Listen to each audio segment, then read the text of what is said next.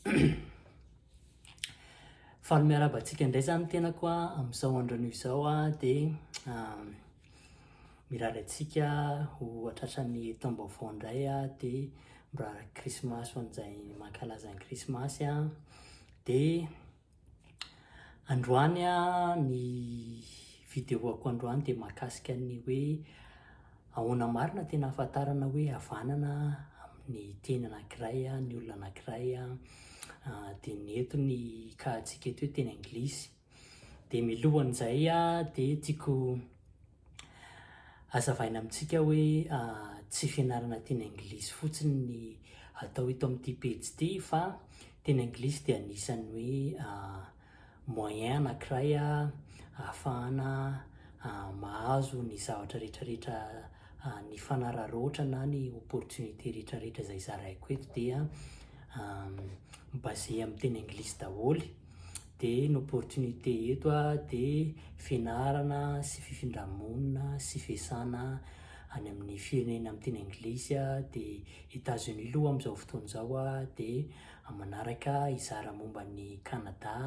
amin'ny teny frantsay sy ny teny anglisy koa dia ny androany dia resaka hoe fomba ahafantarana hoe havanana amin'ny teny anglisy ny olona anankiray na hoe fluent ozy izy ny fiteny anglisy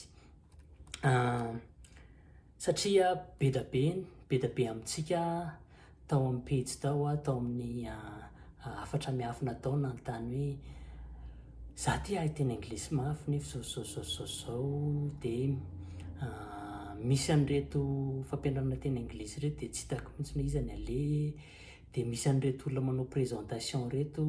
rehefa mahazo diplôma dia miteny anglisy be zareo dia te ohatriny ohatran'izany eo amin'ilay resaka présentation aloha zany tonga dia tsindriako kely ho an'ny olona izay mianatra teny anglisy ny olona amin'ny teny rehetra ny olona rehetrarehetra rehefa te hanao présentation amin'ny teny anankiray na teny tsy mbola dia hainy azany dia afaka manao présentation tsara be izy dia mivoaka doro foana izy amin'ny farany. Nomeko exemple kely nareo tamin'iza rehefa vita ny rehefa nianatra teny espagnol tsy mbola tena hoe fluent be moa zany za fa afaka miresaka kely sotrotran'izany eny dia nanao présentation zay tamin'ny faran'ilay satria misy cours be da be atao zany dia misy amin'ny faran'ilay hoe littérature zany tamin'ny farany littérature ny cours nalaiko tamin'izay dia nila nanao présentation zany tamin'izany fotoan'izany dia rehefa tamin'ny farany dia nitiaka daholo ny olona tena hoe mahay fa mahay be mihitsy ianao mitovy amin'ilay latino reny mihitsy ianao rehefa miteny sy blablabla soatran'izany dia nefa nanao préparation be mihitsy nahafahako nanao an'izay présentation zay dia za koa zany nihevitra hoe efa tena mivoatra zany dia nisy fotoana rehefa vita moa zany rehefa gradué zany amin'ny fianarana vita ny undergrad dia nanao application tamina asa maromaro dia ny zavatra tena tiako moa zany resaka immigration resaka relation internationale rehetrarehetra iny dia nisy fotoana nanao application tamina boatina avocat zay zareo miresaka misehatra amin'ny resaka immigration zareo dia za zany nanao application tamin'izareo dia nataoko tao daholo ny langue rehetrarehetra haiko malagasy, français, anglais, lingala, pidgin dia espagnol dia oza hoe afaka mianatra teny swahili koa satria ny lingala mitovitovy amin'ny swahili dia rehefa nandeha ny interview dia tena nandeha tsara fa tany amin'ny farany amin'izay zareo ilay olona nanao entretien nivadika tampoka tamin'ny espagnol dia niresaka dia misy terme be da be tena tsy azoko satria resaka immigration teo ny resaka dia misy na dia hoe mahay miteny ary amin'ny fiteny andavanandro zany raha ohatra hoe misy olona miresaka eo dia mba azoko ihany zavatra resana le mba afaka mamaly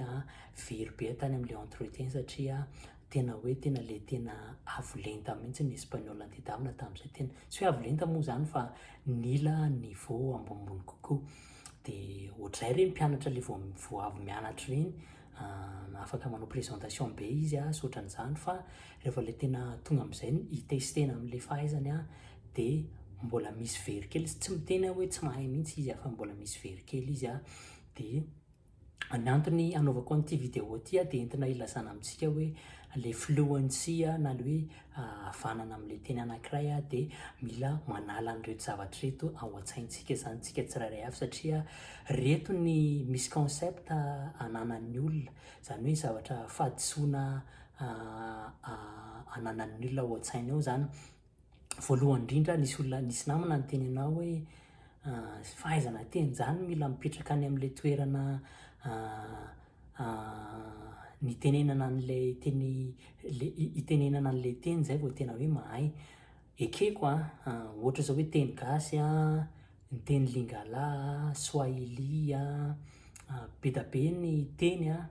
raha tsy mipetraka any am'le toerana itenenana an'le teny mihitsy ianao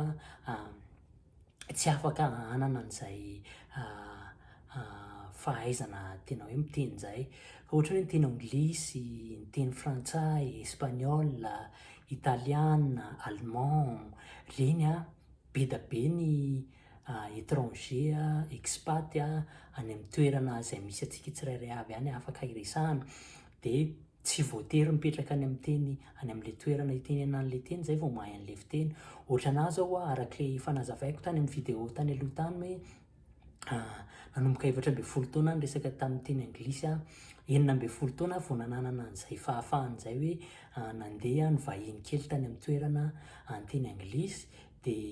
efa nahay tsara mihitsy zany vao nanana an'izay fahafahany zay fa nahay niresaka zany efa nahay conversation tsy hoe tsisy diso fa nahay conversation tsara zay vao nanana an'izay fahafahany zay de zay zany mila sorona ao an-tsaina hoe tsy voatery hoan'ny langue malaza fampiasana firenena maro de mitombony zay de tsy voatery zany de ny faharoa hoe mila miteny tsisy diso zay vao azo lazaina hoe fluent ianao tsy voatery za zao mbola efa eritrereto tsara hoe nanomboka tamin'iza 14 taona ka hatramin'iza zao efa tamin'ny taona efa lasa be tany tamin'ny taona lasa efa ela be tany nanomboka nianatra teny anglisy fa am'izao mbola manao mandiso rehefa miteny zareo tompiteny reo mbola mandiso rehefa miteny hita zany rehefa le manoratra zareo rehefa le miteny manao présentation de hita be hoe tsy nianatra sy nandalina an'le teny ohatran'izao zao tamin'izay nanao tamin'iza nianatra public speaking satria ny zavatra nianarako moa zany de tena hoe miompana be amin'ny zavatra resana en public de tena nakakorana public speaking de amin'ny faran'izay manome feedback ho an'le ankizy manao présentation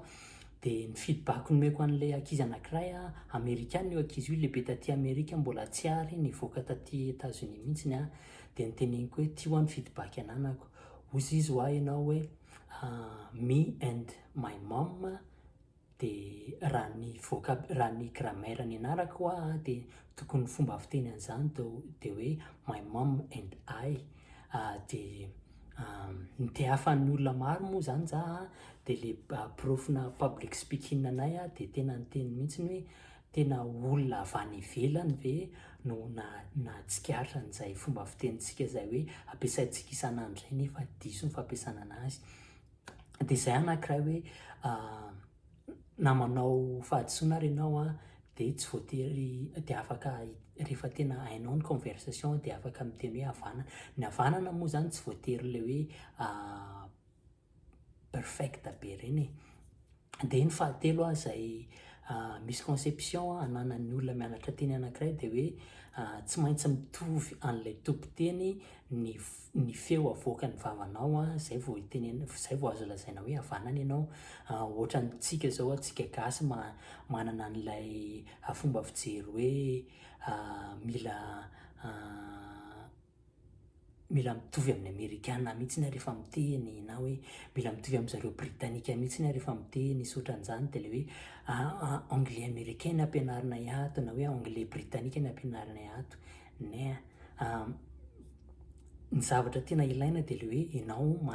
mahay miconverser am'le olona amin'ny teny an'le teny. Aty États-Unis zao ny accent be da be mihitsy, ny accent avy any atsimo, ny accent avy any avaratra. Meko ohatra fotsiny zao hoe New York zay state malaza be manerana an'izao tontolo zao, fa ny olona avy any Bronx hafa amin'ny fomba fitenin-jareo avy any Bronx. Ny olona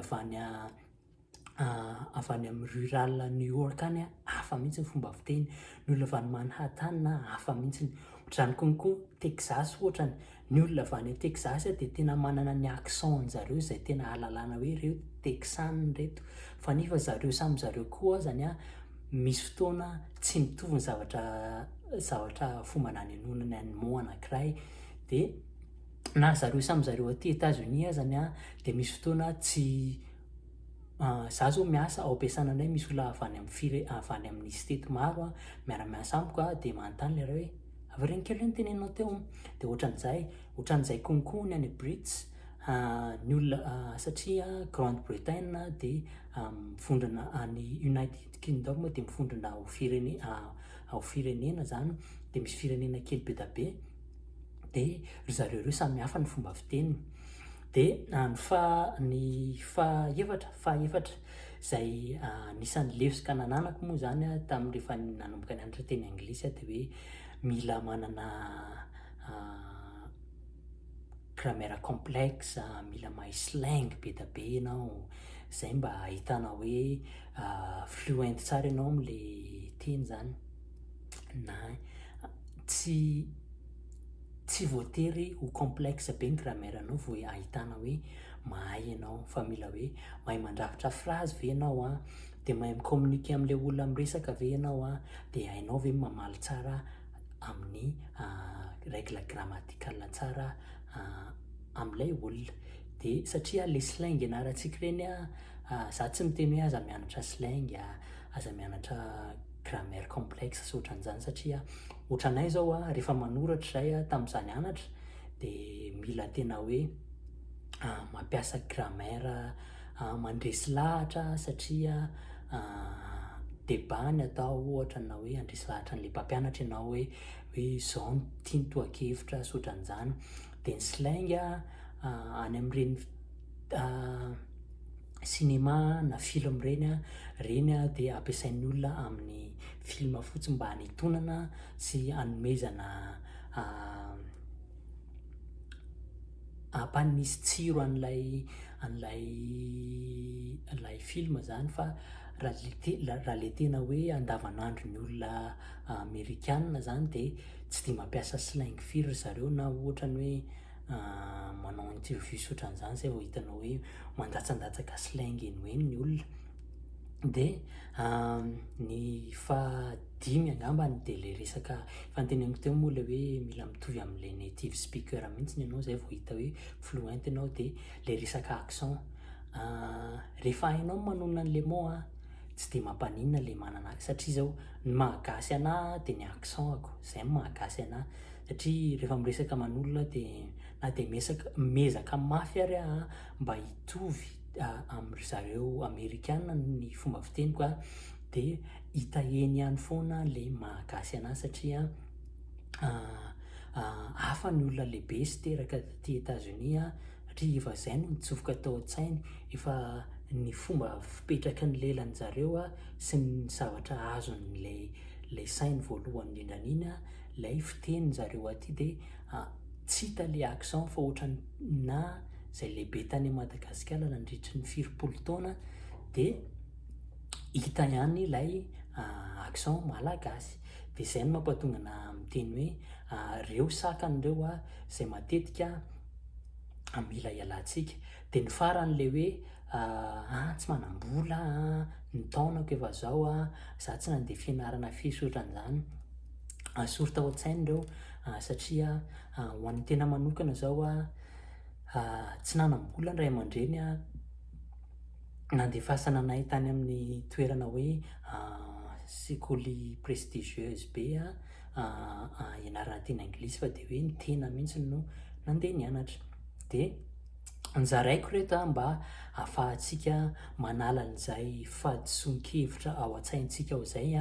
mba ahafahana mianatra teny anankiray tsy voatery teny anglisy ny resahana eto fa amin'ny teny rehetrarehetra mihitsiny de miatra daholo reo de misaotra antsika niaino hatramin'ny farany de mahazo ary de mahazo miaino ny vidéo zay ho atao atsoatsy hiezaka anasa olona maro zay miteny anglisy zay nanana fahafahana nianatra taty États-Unis ohatran'izany de hiezaka nanao vidéo zay manampy antsika tsirairay avy de aza dino no mizaha ny vidéo ary de mahazo